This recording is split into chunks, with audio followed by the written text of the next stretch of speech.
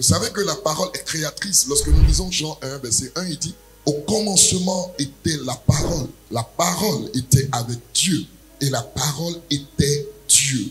Si donc la parole est Dieu, et que toi, selon le verset 12 du même chapitre de Jean 1, Dieu a fait de toi une portion de lui, car tu es né de lui, et non pas de la volonté de la chair et de l'homme. Cela signifie que chaque fois que tu ouvres la bouche pour parler, tu parles Dieu.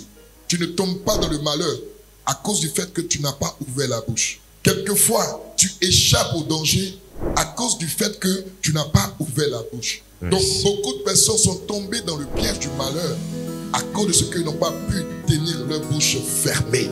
Et c'est pourquoi je vous le dis et je le répète, chrétiens, faisons attention. Quand on dit souvent dans nos moments de prière, il faut maudire ton ennemi. Dieu ne t'a pas outillé pour maudire. Yes.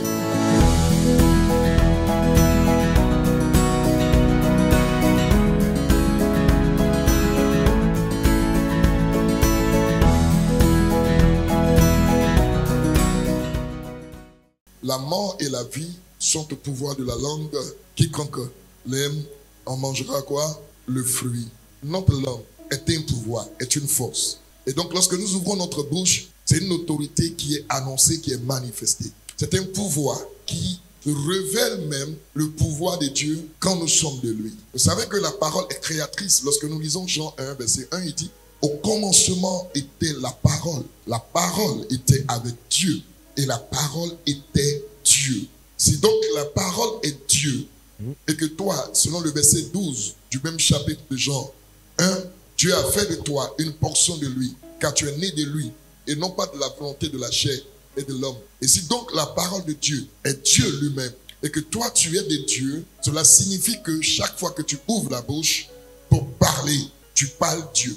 Donc chaque mot qui sort de ta bouche, chaque phrase qui sort de ta bouche est contenue de la gloire de Dieu, de l'autorité divine, de la puissance de Dieu. C'est pourquoi tu dois faire attention à ton langage. Il dit, la mort et la vie sont au pouvoir de la langue. Quiconque l'aime en mangera quoi? Le fruit. Ça veut simplement dire que celui qui parle, s'il parle la vie commence par lui.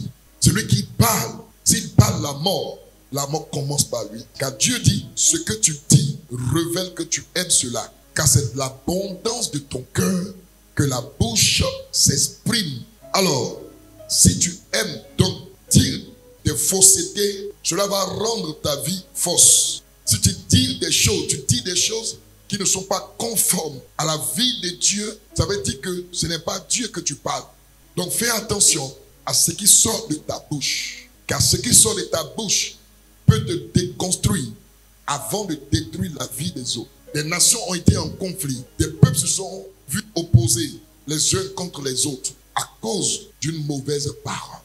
Celui qui parle beaucoup ne manque pas de péché. Et vous voyez que à force de paroles, on finit par mentir. On finit même par montrer aux gens qui nous sommes réellement.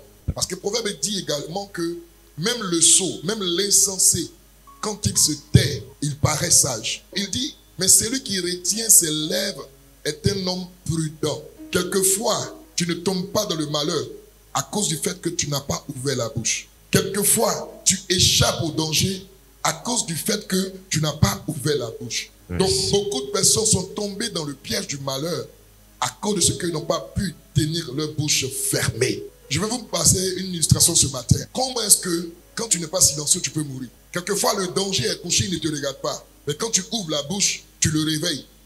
Nous avons un tigre qui dormait tranquillement. Le chien passait. Il a vu le tigre. Le tigre ne l'a pas vu. Au lieu de continuer son chemin, il s'arrête et il aboie sur le tigre endormi. Et ça réveille le tigre et il continue d'aboyer. Et son aboiement a dérangé le tigre. D'un coup de patte et d'une morsure, il a disparu. Cette image est profonde. C'est vrai, c'est des animaux, c'est triste. Mais ça doit nous interpeller. Combien de fois certains ont détruit leur vie à cause de leur bouche? Ont manqué des positions de la société. Ont raté même leur mariage. Ont été loin des véritables opportunités que Dieu a disposées pour elles à cause de leur bouche. La première clé que le Seigneur nous donne ce matin, c'est de parler seulement lorsque c'est nécessaire. Quand ce n'est pas nécessaire, il faut te taire. Ça t'évite beaucoup de choses. Qu'est-ce qui est donc nécessaire qui doit susciter notre langage, notre expression? Lorsque nous sommes en train d'échanger avec des amis, lorsque nous sommes en train d'échanger en famille, lorsque nous sommes en train d'échanger dans la société, même en entreprise, est-ce que c'est nécessaire que je dise mot? Est-ce que c'est nécessaire que je donne mon avis? Est-ce que c'est nécessaire que je m'exprime? Vous savez, quelquefois, on regarde le leadership de quelqu'un par sa capacité à maintenir sa langue, à gérer sa diction, à fermer sa bouche. Très souvent, lorsque tu ne parles pas trop, on te respecte, on te craint, parce qu'on ne sait pas qui tu es. Car ton langage te dévoile. Les mots qui sortent de ta bouche, quelquefois, te dévoilent. C'est pourquoi, lorsque tu te tais, on se pose des questions. Mais qui il est? Qu'est-ce qu'elle est? Pourquoi il ne parle pas? Pourquoi elle ne s'exprime pas? On se pose des questions pour la simple raison que on ne sait pas qui tu es. Parce que tu ne t'es pas dévoilé, parce que tu n'as pas parlé. Deuxième clé que nous partageons ce matin, veillez à ne pas avoir une langue de vipère. Ils aiguisent leur langue comme un serpent et ils ont sous leurs lèvres un venin d'aspic. Alors la question que tu dois te poser ce matin, dans le il, est-ce que tu es dedans? La Bible parle du serpent qui est subtil, qui s'approche sans qu'on ne sache qu'il est là.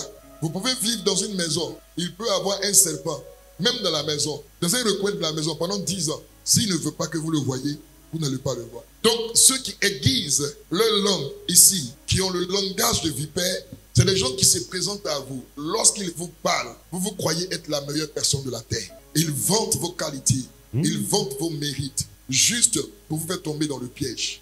Ils vous attirent et ils essaient de vous endormir.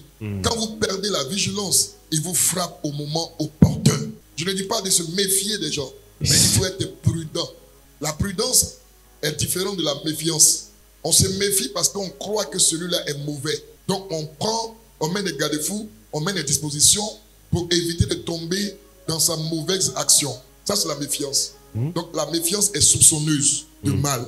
Or, la Bible dit, l'amour ne soupçonne point le mal. Ici, je ne parle pas de la méfiance, mais je parle de la prudence. Car dans la prudence, on ne sait pas que la personne est mauvaise ou bonne. Mais on est prudent parce que on ne veut pas être surpris.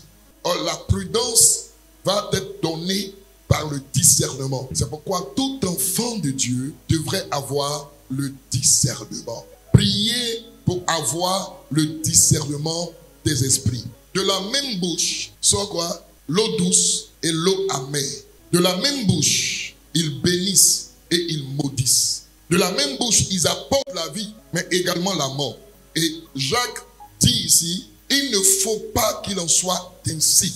En fait, si vous ne connaissez pas l'apôtre Jacques, c'est celui de tous les 12 apôtres autour de Jésus, est caractérisé par la sagesse.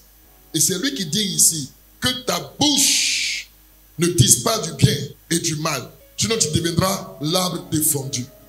Or, quand tu es comme un arbre défendu, c'est comme si un signe t'a été imposé. Comme Dieu t'a mis un signe. Et du coup, tu deviens une personne non appréciable et non appréciée de la société. Et c'est pourquoi je vous le dis et je le répète, chrétiens, faisons attention. Quand on dit souvent dans nos moments de prière, il faut maudire ton ennemi. Dieu ne t'a pas outillé pour maudire. En fait, c'est la mauvaise compréhension de qui est notre adversaire. On pense que notre adversaire, c'est notre semblable.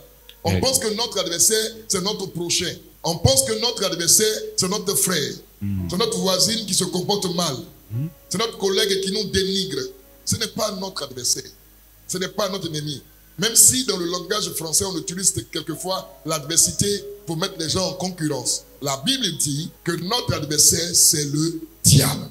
Si tu donc dois maudire quelqu'un et que cette malédiction ne va pas influencer ta vie, Dieu te montre le seul à maudire, c'est le diable. Mais si tu maudis ton frère, tu maudis ta soeur, même s'il est sorcier, même si elle est sorcière, même si c'est la pire espèce qui existe sur la terre, si tu maudis cette personne, tu n'es pas en phase avec Dieu. Or, si tu bénis quelqu'un, la bénédiction, c'est la diction du bien. Donc, déclarer le bien sur quelqu'un qui fait le mal, c'est de transformer le mal en bien. Vu que bénédiction, c'est la diction du bien, donc lorsque quelqu'un te fait du mal, et que tu le bénis, dans la bénédiction qui sort de ta bouche, il y a un contenu, il y a la puissance de Dieu. Donc la bénédiction que tu prononces sur la vie de cette personne va transformer radicalement cette personne. Lorsqu'on est face à une situation, à des blocages, à ceux que peut-être nous pouvons considérer comme adversaires, celui qui te fait du mal ignore que tu es de Dieu. Donc celui qui se lève contre toi ignore en fait la valeur que tu as, l'autorité que tu as, le pouvoir que tu as. Est-ce que dans la vie en général, lorsque tu es colosse comme ça, et puis tu vois un petit monsieur qui se déshabille et veut se battre avec toi, est-ce que tu perds ton temps?